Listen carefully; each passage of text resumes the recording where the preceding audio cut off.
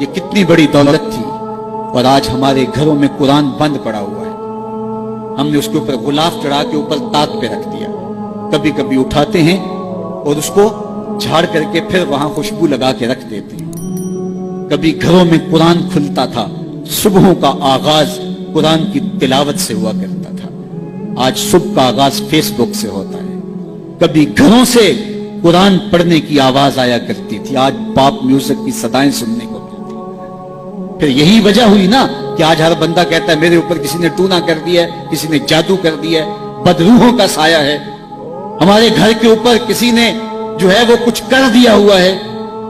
میں کہتا ہوں کہ تمہارے گھر میں قرآن جو نہیں ہے، پھر بدروحوں کا ہی سایہ ہونا ہے۔ اگر قرآن کی تلاوت ہوتی، اللہ کی رحمت کے فرشتے اترتے، اللہ کی رحمت کا سایہ ہوتا تمہارے گھروں کے اندر، اللہ کی رحمتوں اور اس کے انوار کی بارش ہوتی تمہارے گھروں کے اندر، اور پھر کیا ہوتا ہے؟ بھاگتے عاملوں کے پاس،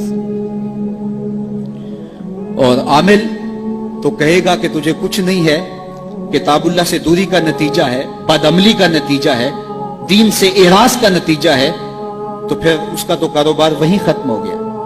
وہ کہتا ہے تو وقت پہ آ گیا ہے، اگر 2 دن لیٹ ہو جاتا تو یہ تعویذ تو چل جانے تھے۔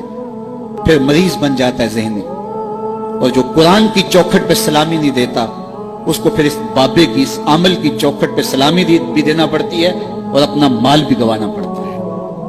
اور روز آئے دن اخباروں کے اندر ایسے جعلی عاملوں کی کہانیاں چھپتی ہیں، اور سوشل میڈیا کے اوپر بھی آپ دیکھتے ہیں کہ یہ کیسے کیسے بد نصیب لوگ ہوتے ہیں اور کیسی کیسی کاروائیاں بھی کرتے ہیں۔ قرآن سے دوری کا نتیجہ ہوا کہ ان کی چوکھٹ پہ رسوا ہونا پڑا۔ اگر گھروں میں قرآن کی تلاوت کا معمول ہوتا تو قرآن زندگی دیتا، قرآن روشنی دیتا، قرآن برکت اتارتا، قرآن کے دم سے رحمات کا نزول ہوتا، رحمتوں کے فرشتے اترتے، گھروں میں چراغاں ہوتا، اندر کے روگ مٹتے، بیماریاں ختم ہوتی، اللہ کی قربت نصیب ہوتی، حضور کے قلب سے قربت کا نور نصیب ہو جاتا۔ اس کتاب سے دوری کا نتیجہ ہوا کہ آج ہم رسوا ہو گئے۔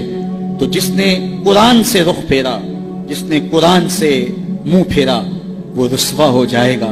قیامت کے دن رسول اللہ صلی اللہ علیہ وآلہ وسلم اللہ کی بارگاہ میں یہ شکایت کریں گے۔ سورہ الفرقان اٹھائیے، وقال الرسول یا رب ان قوم اتخذوا هذا القرآن مہجورا۔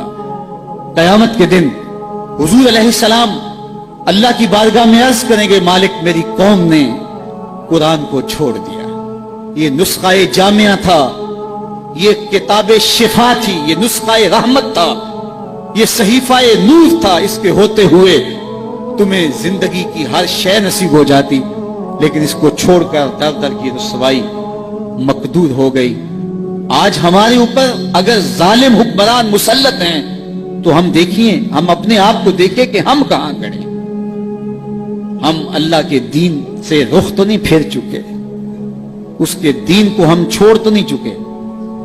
جس نے قرآن سے اعراض کیا، پھر اس کی معیشت تنگ کر دی جائے گی، اس کی زندگی تلخیوں سے بھر دی جائے گی، سب کچھ ہونے کے باوجود زندگی میں سکھ نہیں ہوگا، سامان راحت تو ہوگا، راحت نہیں ہوگی، دولت تو ہوگی لیکن دولت سے حاصل ہونے والا سکون اور نفع اسے نہیں پہنچ پائے گا۔ ہر وقت تلخی کی زندگی بسر کرے گا جس نے قرآن سے رخ پھیر لیا۔ قرآن تو ہماری سربلندی کی ضمانت تھا، قرآن تو عروج کی ضمانت تھا۔ اللہ سے محبت کی دلیل قرآن مجید سے محبت ہے، اور قرآن مجید سے محبت کی دلیل رسول اللہ کی محبت ہے، اور رسول اللہ سے محبت کی دلیل رسول کریم کی سنت سے محبت ہے، اور رسول اللہ کی سنت سے محبت کی دلیل بدعت سے نفرت ہے۔ اگر ہم قرآن سے پیار کریں تو ہمیں اللہ کی محبتیں نصیب ہوں گی۔ تو آئیے کتاب اللہ کے ساتھ جڑ کے ہم اپنی زندگی کے اندر روشنیاں کریں۔